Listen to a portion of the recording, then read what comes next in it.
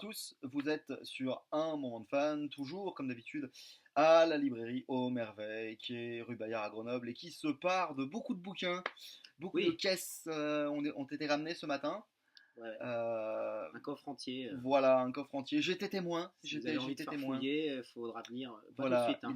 il ne m'a pas écrasé, mais je l'ai vu arriver avec la voiture blindée à ras la caisse, c'est le cas de le dire. Donc voilà, on commence à se préparer pour Noël à la librairie. On poursuit de se préparer pour Noël parce que ce sera vite là. Et On est ouais, fin novembre au moment où bientôt, bientôt. on enregistre cette vidéo. En termes d'actu, que peut-on dire? Ouh là là, bah moi c'est déjà pas mal comme actu, hein. Ouais, bah déjà Noël, voilà. Voilà, c'est déjà pas mal. Je prépare des choses pour l'année prochaine, mais c'est pas encore calé, donc Oui, je pense qu'on vous en parlera au fur et à mesure ouais. que ça vient, mais aux Non, merveilles. mais il va y avoir pas mal de trucs, hein. En plus, Ouais. il y a des trucs qui se goupillent sans que j'ai besoin de rien faire, Ah donc bah c'est bien, ça, c'est c'est bien, le hein. meilleur, Ouais, c'est c'est bien. la meilleure option ça. Puis je vais en faire aussi C'est pas mal, donc c'est la voilà. meilleure option. Donc Voilà. sinon, aujourd'hui dans cette émission, on va vous présenter des éditeurs qu'on a déjà présentés auparavant, mais il se trouve qu'ils ont de l'actu. C'est des éditeurs qui tournent bien, donc ils ont de l'actu. Donc moi je vais vous présenter deux anthologies, une qui est parue chez La Volte et la deuxième au Diable Vauvert, et un roman qui est également paru au Diable Vauvert, donc ça va être assez thématique, pas forcément de saison, mais thématique en tout cas. Et puis on vous présentera les petits unboxings qui va bien. Fred a reçu encore plein de Oh là trucs là. comme d'habitude. Et Dieu sait qu'on aime bien dans cette émission avoir la surprise. Là, pour le coup, c'est de la vraie surprise, hein. Il y a pas touché encore, Non. donc ça, on va découvrir en même temps que vous. Voilà, donc voilà, vous On voyez, nous ouvrira on ne peut-être vous pas ment tout cette pas. fois, hein, On vous mais. ouvrira pas tout cette fois, mais Ah, le mois prochain, on vous montrera d'autres petits trucs sympas. Allez, à de suite. Alors, dans l'imaginaire, il n'y a pas qu'à Nantes qu'il y a des événements sympas. La librairie Artaud à Grenoble en a récemment organisé un. C'était une rencontre entre Chloé Chevalier et l'ICAM. Euh, et c'était pour présenter la dernière ento en date, donc celle-ci, hein, donc Quartier Libre, de la voilà, Volte. de la Volte. Mathias Bien Echnet connu. était dans le public d'ailleurs. Il a présenté évidemment la maison d'édition. Donc on rappelle que La Volte, c'est depuis 2004 des œuvres singulières et parfois inclassables, hein. Et excusez-moi, dans le comité d'édition, parmi les éditeurs, donc il y a Mathias Echnet, il y a Marie Surgers. Est-ce que je prononce correctement? Je Oui, crois. J'espère ne pas écorcher son nom. Je n'aime pas écorcher les noms, donc toutes mes excuses si c'est le cas. Et Lauriane Dufan, voilà, c'est donc un collectif. Et si vous n'êtes pas familier de la Volte, hein, sachez que ce sont eux, par exemple, qui publient Damasio. Ce sont eux qui publient, au début, je crois qu'ils ont même publié Bordage, il me semble, certains. Il y a du bordage Je crois, à la Volte? Non, je crois pas qu'il y ait de bordage ah, à la peut-être pas. Volte. Ah Non, non, je non. confonds avec le diable. Autant pour La moi, je Talente confonds et avec le le Diable diable. Vauvert, Je mais. confonds avec le diable, pardon Pierre, pardon le Je crois diable, pas pardon que. tout le monde. Pardon Marion, pardon tout le monde. Donc effectivement, oui. Oui, la Non, mais Volte, tu vas non. La trouver Volte, Stéphane c'était. Voilà. Beauverger, Luvan. Et Beauverger, Luvan. Et là, Il y a en tout fait, un il y a tout catalogue, on un va pas tout panel. citer. Ah non, non, on peut pas tout citer, puis il y a tout un panel. Notamment maintenant, il y a Chloé Chevalier. Bah, si Notamment tu ici, prends mais pas uniquement. Oui, oui, le je vais sommaire, vous tu citer un vas petit peu les. trouver des. En fait, voilà, j'y venais. Il y a 14 nouvelles Voilà. là-dedans. Alors, juste Quartier Libre, comme vous pouvez le supposer, ça parle de la ville. Parce que du coup, c'est une orthothématique, bien sûr. Justement Demain la ville. Et en fait, si ça vous dit quelque chose, ce genre de titre, c'est normal, puisque la Volte est coutumière. Notamment, on peut penser. Voilà, Fred, je pense que tu vas aller les montrer. Enfin, tu vas venir plutôt les montrer. Le montrer. Voilà, demain, Mon c'est mon travail. travail celui-là, hein. Mal travail. Demain le travail, voilà. Et en fait, l'idée c'est d'explorer par le prisme de l'ASF un ou plusieurs présents possibles, un ou plusieurs futurs possibles. Donc, on retrouve quand même quelques grands noms de l'imaginaire. On retrouve Chloé Chevalier, on retrouve Michael Rock, on retrouve Kitty Stewart. Il y a également Ariane, il y a Blanca, il y a Corven. Alors, Corven, il fait partie du Icam. Bombix. Licam, il fait partie Corven fait partie pardon du Bombix Mori, donc Bombix Mori dont fait également partie Zariel, par exemple, illustrateur qu'on salue. Licam, évidemment, Jean-Philippe Houry, Saul Pandelakis, Erza Pontonnier, Michael Roch, je vous l'ai dit, Clément Schneider, qui écrit d'ailleurs en duo avec Loïc Chevalier.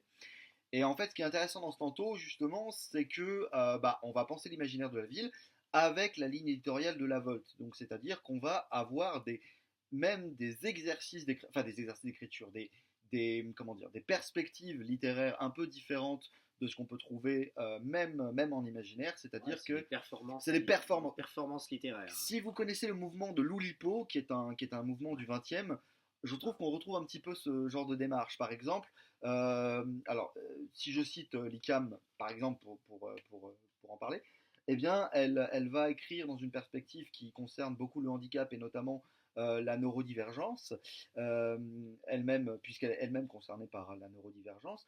Elle va écrire donc ce type de personnage. Elle va écrire également avec une écriture qui est non genrée ou qui est neutre. Donc c'est assez intéressant. Kitty Stewart le fait aussi.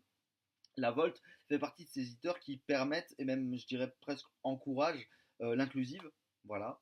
Ça fait partie de leur perspective. Donc vraiment la Volt, c'est euh, porter la littérature de l'imaginaire tout en essayant d'avoir des perspectives artistiques, littéraires qui sortent un peu des cadres, même de l'imaginaire classique, si tant est qu'il y a un cadre classique pour l'imaginaire. Le débat est ouvert, mais voilà, je vous conseille cet ento parce que ça permet de voir des belles plumes avec un bel exercice de style, puis la couverture est sympathique. Hein. On retrouve un peu aussi la perspective de la Volt. Donc je ne sais pas si tu l'as pratiqué, et tu vas pouvoir nous parler justement de Michael Rock, puisqu'on en parle. Enfin, il il est dedans. Michael Rock qui est dedans, qui est vraiment une des très belles plumes de l'imaginaire, ouais. Et puis de qui a l'imaginaire et de la publié Volt, pas ouais, mal de choses. Alors là, c'est pas à la Volt, mais le livre jaune était chez Mu, oui, qui est aussi un label. Maintenant, avant c'était un éditeur indépendant, maintenant c'est un label de Mnemos qui a également une ligne éditoriale. Comment dire, expérimentale, on va dire. Voilà, c'est vraiment l'avant-garde de la science-fiction. Et là, on retrouve deux titres de Michael Rock publiés récemment, enfin Théma un petit peu moins, et celui-ci récemment, qui sont sur le thème de la ville. Hein, puisque, oui. Voilà. C'est porteur. Hein. De toute façon, ça fait partie de l'avenir immédiat. Alors, pas que, mais ça fait partie. Des thèmes d'afrofuturisme. Oui, surtout. C'est l'une des grandes plumes de l'afrofuturisme. Il a été, je crois que c'est toujours actif d'ailleurs, il tient aussi un blog littéraire. Alors, je crois pas que la Brigade du Livre soit toujours active. En tout cas, ça a été le cas. C'était le cas. C'était très chouette, voilà. Très bien écrit en plus. Bien sûr. Bien sûr, il a vraiment une écriture. Je vous conseille également dans un autre style, mais c'est toujours du Michael Rock, Moi Peter Pan, qui parle pas d'afrofuturisme, mais ça n'empêche pas que ce soit aussi très bien écrit. Ça reprend le mythe de Peter Pan. Peter Pan, on en a un peu parlé avec Morgan Cossarieux, mais c'est encore une autre perspective pour vous montrer que le mythe est encore très actif. Donc voilà, franchement, Michael Rock à découvrir si ce n'est pas encore fait, et à continuer de lire si ce n'est pas le cas. Évidemment, tous les livres qu'on vous présente, vous pouvez les trouver à Aux Merveilles, évidemment. C'était un grand fan de Damasio. Voilà, on retrouve vraiment la même démarche au niveau écriture. Au niveau exercice de style, un peu. Exercice de style qui est assez bluffant en fait. Cette capacité, les phrases sont incroyables. Et bah ça tombe très bien parce que on va vous présenter un autre exercice de style avec une autre ento. Voilà, tout simplement. Tout est lié. Alors, hop là hop là. Qu'est-ce qu'il y a marqué derrière hein Et ben tout simplement le nom des auteurs et autrices qui sont. Mais là vous voyez pas grand chose. Là. Je vais vous les lire de toute façon. Parce qu'il faut voir. Oui, parce que du coup on avait des reflets donc Fred a retiré ses lunettes. Mais moi comme je vais lire, je ne peux pas retirer mes lunettes parce que la vieillesse, voyez-vous. Donc des Google des Google Glasses, des Google. Enfin bon. Donc ici, une anthologie, Les Nouveaux Déviants, qui est paru comme de par hasard au Diable Vauvert, avec une illustration de Stéphane Blanquet qui dit bien le ton du machin. Ça vous rappelle peut-être l'illustration de Métaphysique de la viande de Siebert, et pour cause, double cause, déjà d'une part, c'est le même illustrateur sur les deux bouquins, et surtout c'est aussi en partie du Siebert, dans le sens où cet anto est co-dirigé par Morgan Cossarieux d'un côté et Christophe Siebert de l'autre. Évidemment, l'association des deux fait des étincelles, vous en doutez.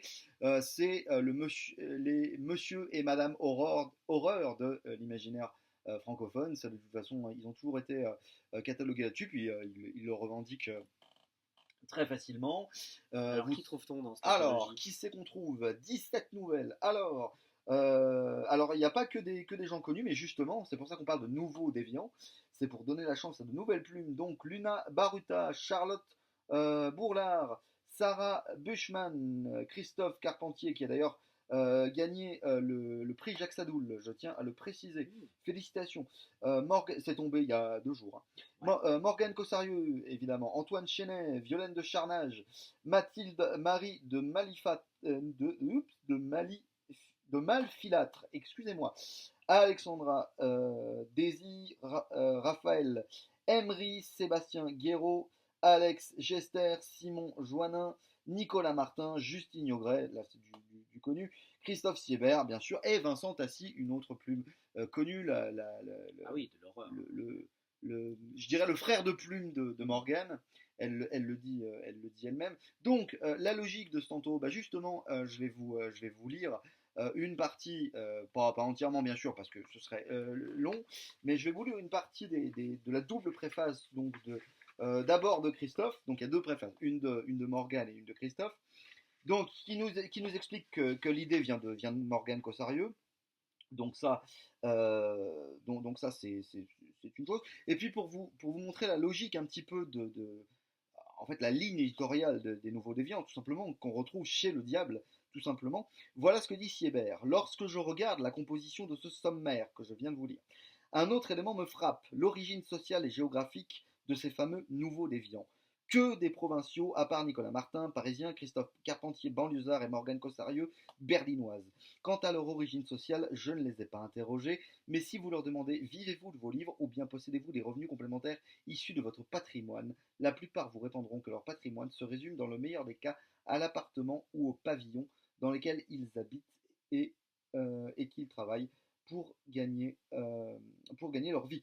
Évidemment, si vous traînez du côté de Saint-Germain-des-Prés, vous ne tiendrez pas tout à fait les mêmes réponses concernant le patrimoine. Quant au job alimentaire, j'ai du mal à imaginer Emmanuel Carrière ou Alexandre Jardin avoir un jour bossé à Carouf ou fait la plonge dans un resto. Voilà quelque chose d'essentiel à mes yeux. Nos récits, nos personnages, nos décors et nos ambiances ne correspondent pas seulement à un style littéraire, une manière de raconter des histoires ou une ambition esthétique, mais proviennent avant tout, je crois, d'un rapport au monde et d'une expérience d'hérité sociale, économique et culturelle qui nous éloigne radicalement de celles et ceux qui en ce moment, et depuis longtemps déjà, occupent 80% des rayonnages en librairie. C'est assez clair, me semble-t-il. Ce qu'il dit, c'est que si vous cherchez du classique, vous n'en trouverez pas dans ce tantôt. Ce n'est pas le but défendu par Morgane et Christophe. Et pour ne pas faire de jaloux, parce qu'il ne faut pas, et parce que Morgane dit également des choses très intéressantes, je vous lis aussi une partie de ce que dit Morgane. Donc, elle raconte sa rencontre avec Siebert. Donc, elle a été mise par terre par Métaphysique de la viande. Alors, ce qui est rigolo, c'est que Siebert a été mis par terre, lui, par Vertèbre. Donc, en fait, ils se sont rencontrés plutôt récemment, mais ça a été un coup de foudre punk et littéraire entre les deux. C'est ça que je trouve très mignon entre vous deux, si je puis me permettre. C'est que vraiment, il y a un respect mutuel, une affection mutuelle que je trouve une vraie concordance. Il y a une vraie concordance et je trouve ça super mignon, perso. Et c'est pas de la moquerie, hein. Ça me touche vraiment, mais je suis très sentimental. Alors, que dit donc Morgane Donc Morgane nous dit qu'elle a toujours voulu faire une ligue, une guilde un petit peu. Cette ligue pourrait lancer des événements ou s'associer à ceux qui existent déjà, pousser une collection de poches comme à la grande époque de Pocket Terror, ou même une collection Young Adult pour redonner le goût de l'épouvante et du subversif aux jeunes. Je profite de la tribune que m'offre cette préface pour lâcher l'idée et appelle les auteurs, blogueurs, éditeurs, organisateurs de festivals à me contacter si elle leur parle, histoire qu'on échange et réfléchisse à un plan d'action tout en passant de bons moments entre passionnés. Nous suivrons en cela les traces fructueuses de la Horror Writers Association aux États-Unis, qui a créé les fameux Bram Stoker Awards, un prix emblématique dont l'équivalent manque cruellement chez nous et il faudrait y remédier, ou de la Ligue de l'Imaginaire et des Louvres du polar en France. Donc, en gros, elle appelle vraiment à ce que les littératures subversives horrifiques soient représentées au même titre que ce qu'elle vient de vous décrire là. Ouais, et souvent, tu as le prix de Gérard May qui fait office. Un petit peu, mais je pense effectivement qu'elle estime sans doute à juste titre que ce n'est pas suffisant. C'est pas toujours horrifique. C'est pas toujours horrifique, justement. Voilà, là, elle appelle vraiment à quelque chose de spécifique. Et bah déjà, donc c'est un recueil de nouvelles, vous l'avez compris, 17 nouvelles. Et la nouvelle, c'est déjà un format contraignant et c'est déjà un exercice de style. assez intense, assez intéressant. Moi-même, je suis en train de m'y mettre pour Christophe Sibert lui-même, je l'avoue. Mais effectivement, ça permet de. Alors, on a un peu de tout. Alors, ça reste un côté. Il y a un côté gothique, horrifique. Bon, Christophe nous parle de Mervragorod. Morgane nous parle d'imaginaire un peu rasta, avec toujours un côté body horror, vieillissement du corps. Ce qu'elle sait faire, finalement, c'est du co-sérieux, et elle le fait très bien. Et voilà, il y a aussi des plumes, alors très belles plumes de Vincent Tassi aussi, et des personnes également qui méritent vraiment d'être connues, qui sont montantes, et donc je vous invite vraiment à découvrir ces textes-là. Alors il faut avoir le cœur bien accroché, c'est moins trashouille que Métaphysique de la viande, si on va par là, mais voilà, c'est pas du feel good, c'est pas fait pour ça, c'est pas le but, et on retrouve en cela, je trouve, Christophe disait dans la préface aussi, qu'il avait fallu que restait, une fois que Morgane a lancé l'idée, il restait à convaincre Marion Mazoric, la boss de la Volte, la prêtresse de la Volte. Merci Fred. Voilà, c'était obligé. Je devais faire la confusion. Du diable, pardon Marion. La prêtresse donc du diable Vauvert. Et en fait, il se trouve que cette anthologie correspond, hop là je vais y arriver, aujourd'hui c'est festival. Aujourd'hui c'est festival. Donc cette anthologie correspond à la ligne éditoriale de la Volte, et je pense... Vas-y, fais-moi mon porteur. Ouais, super, merci. Donc, je disais, cette anthologie, me semble-t-il, correspond à la ligne éditoriale de Diable Vauvert, puisque justement il s'agit de pousser la littérature horrifique, porter la littérature de genre, le côté punk, le côté justement déviant.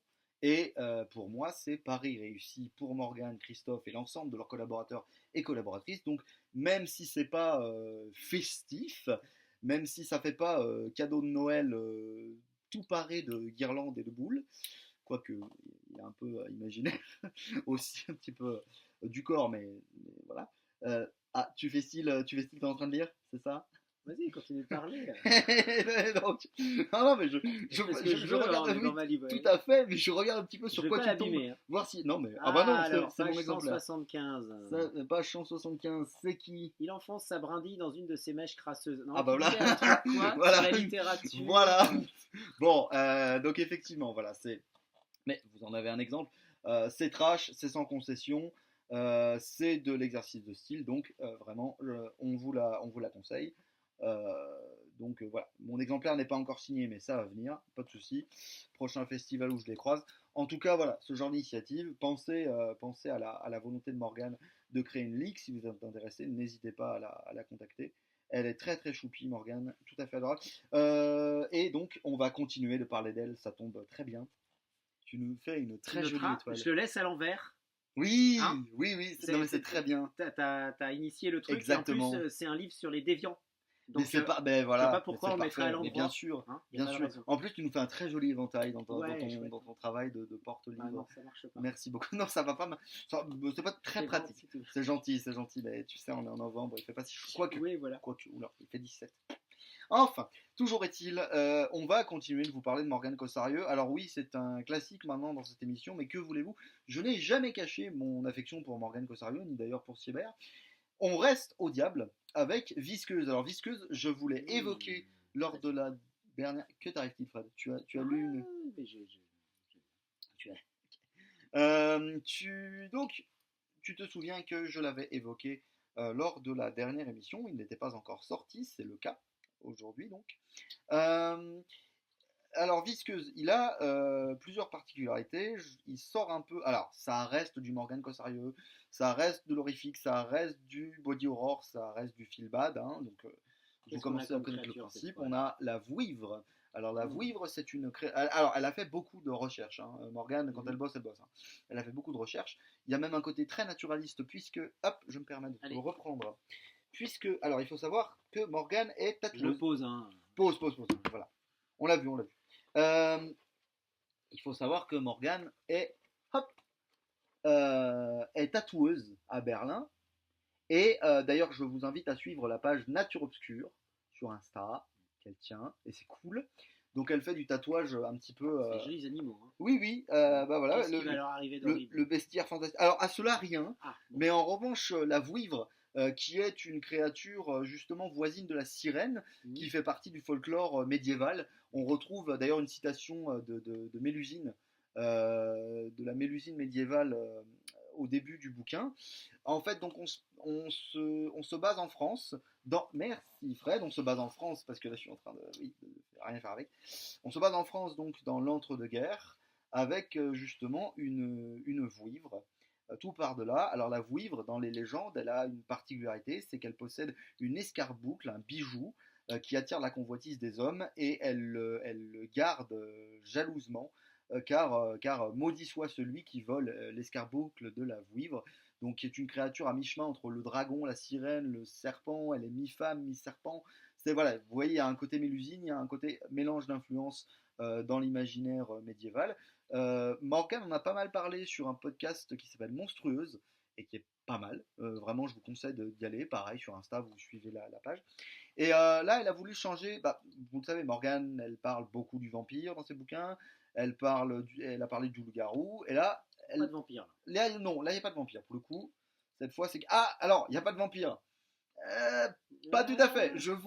Disons que s'il existe un Cossarioverse, un Morganverse, vous allez retrouver une tête connue dans le bouquin. Super. Vous allez retrouver quelqu'un qui existait avant, notamment dans le cycle de Vampire de Morgan. Je ne vous dis pas plus, mais j'ai été ravi de le retrouver pour un petit temps dans ce bouquin. Voilà. Un personnage incroyable qui est celui de la bonne sœur, de la nonne, d'une nonne qui va donc se rapprocher de la vouivre, qui est le personnage principal. Son style est incroyable. Je veux des t-shirts avec les punchlines de la nonne. C'est obligatoire, c'est magnifique. Ce personnage m'a éclaté. Ah ouais, t'en as repéré ou... Alors, j'avoue que pas forcément. Tu vas peut-être tomber dessus, mais voilà.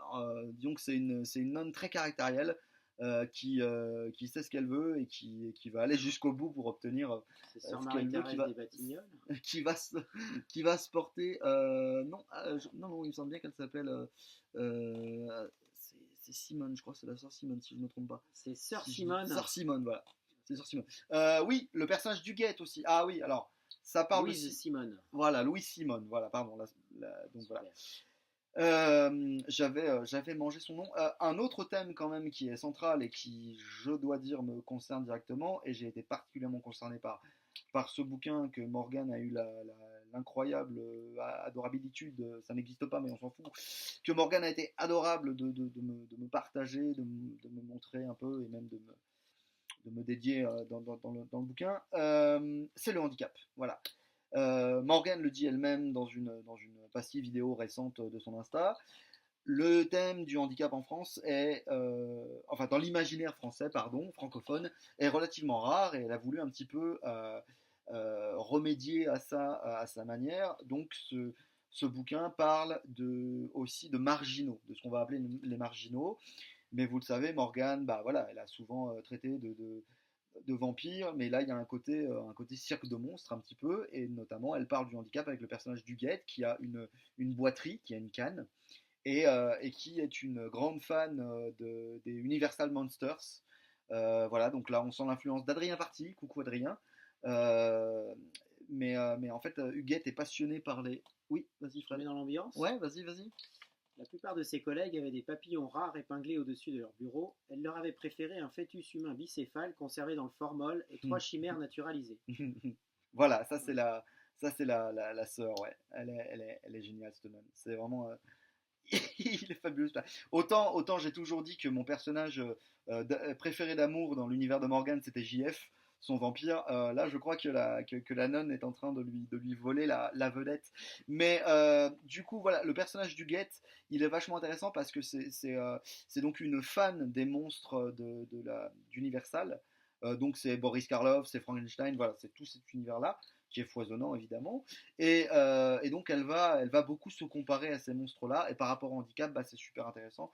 Et je trouve que Morgan a fait œuvre vraiment de mise en avant, de mise en lumière des marginaux, des boiteux, j'ose le dire, des andis. Voilà. Moi, c'est un terme qui ne me choque absolument pas d'employer. Mais voilà, donc on va parler de marginaux et Morgan les met en lumière dans ce roman-là et leur donne la parole. Donc merci Morgane d'avoir fait ça, c'est super cool.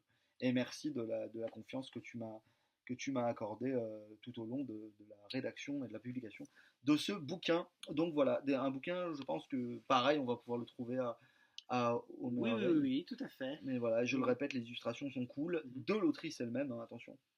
Morgane a mouillé la chemise, Mhm. encore une fois, si on peut dire, et c'est chouette, vraiment. Euh, voilà, moi c'est un roman qui me touche particulièrement, qui me touche peut-être encore un peu plus que les autres, mais c'est comme ça, voilà. Et croyez-moi, on va parler de handicap encore fréquemment dans cette émission, dans les mois qui viennent, parce qu'il se passe des choses et pas seulement à Au Merveille. On vous en parlera un peu plus tard. On passe à la clair. capsule suivante avec ton activité préférée de cette émission, Ouais, les ouvrir des unboxing, enveloppes. ouvrez des enveloppes. J'adore. Attention, ne zappez pas. Voilà, on t'a vu, Eh oui, eh oui. on t'a vu. Je suis- Alors, vous voyez, il faut faire diminuer ça. Voilà. Voilà. Alors bon, j'en prends un. Bon, c'est un colissime. Ah, pas de pub. Voilà. C'est on, va con, se faire, parce on va se faire traquer tout à On va l'heure. se faire tu vois. straquer par la poste. Ah. Non, mais c'est- Non, déjà, c'est un Voilà. livre. Déjà, c'est un livre. Ouais. Ah, On a dit que si jamais on tombait sur autre chose, c'est on une vous le bonne montrerait en nouvelle. priorité. Hein. C'est une bonne nouvelle, déjà. C'est un livre. Oh. Alors, c'est un livre des éditions Argile Ah. de Anouk Faure. Ah, bah voilà. Voilà, qui avait déjà fait un bouquin fort remarqué et puis qui se trouve être aussi illustratrice. Et alors, de quoi ça parle Navigateur capable de diriger son voilier solaire sur les océans en suspension de la nuée, Atea n'en demeure pas moins un paria aux yeux de son peuple. Né en mer, il ne possède pas le filament, cet organe symbiotique qui permet aux siens de coexister avec de gigantesques îles vivantes. Ouh, ça a l'air sympa, hein. J'avoue, avec un petit marque-page du plus bel effet. Ouais. N'est-ce pas? Alors j'adore la couve qui est de, je vous le donne en mille, Annie Fort. Bravo, très cool. Vivi, très très joli. Très C'était pastel. le premier, passons au suivant. Continuons de faire baisser la pile. Ouais. Et au fur et à mesure, on te voit de mieux en mieux. Donc, Ah oui, voilà. continuez à dévoiler mon torse. C'est ça. Continuez. Oh On la vache. risquait pas de se le faire piquer. Non. Apparemment, ça semble être un livre. C'est un livre. C'est un livre. Attention. Ah, je l'attendais. Ah. Un livre de Zé. Victor Laval. Alors attends, tu es un peu penché, on dirait moi. Ouais. redresse. Là, Voilà. Victor Laval. Victor Laval. Ah. Hop. Voilà, aux nouvelles éditions ActuSF. Prix Locus du meilleur roman d'horreur, World Fantasy du meilleur roman, British Fantasy du meilleur roman Eh d'horreur. ben, Ben voilà. Le changelin. Hein, Eh ben oui. le changelin. Bah écoutez, Super. qu'est-ce que ça nous raconte? On a un Alors, joli petit esprit déjà. ouais, la couve est très cool aussi. Très pop, très BD. Ouais, très Très sympa. BD. Couverture, Evangeline Gallagher. Je le laisse là. Il tient debout. C'est un beau pavé. Hein. Il va tomber tout à l'heure. Non. Pour la blague. Oui, si, il va tomber. Si on souffle fort tous les deux, il va tomber. Pardon, Jérôme. Roman qui est l'acte de naissance d'un auteur américain qui va compter dans les années à venir. Aurélie de prix Locus du meilleur roman d'horreur. Ça, ok, ça je l'ai dit. Adapté ensuite par Apple TV en série, Le Changelin renouvelle le genre de l'horreur féerique. Ah, Eh voilà. ben, Un thème classique, mais vraiment toujours très cool.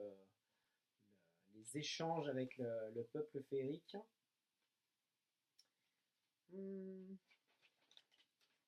qu'est-ce qu'on a encore? Apollo Kagwa est hanté d'étranges rêves depuis son enfance. Marchand de livres anciens, ah bah tiens, il construit peu à peu sa vie familiale autour de son fils, brûlé par une question très simple. Pourquoi son propre père l'a-t-il abandonné? Sa femme Emma, pourtant, semble complètement déconnectée et peu intéressée par leur nouveau petit garçon. Si Apollo croit d'abord à une dépression postpartum, il devient rapidement évident que ses problèmes dépassent de loin cette hypothèse. Avant qu'Apollo ne puisse l'aider, Emma choisit comme porte de sortie le sang et les flammes, puis disparaît. Wow. Allez, Ambiance. ambiance Sous le Un sapin. bon roman d'horreur. Ma foi, oui, Bien. effectivement. Au moins, le ton est donné. Ouais, merci à Jérôme Vincent Oui. de me l'avoir expédié. Merci Jérôme. Voilà. Salut Jérôme. On te fait la bise, tout ça.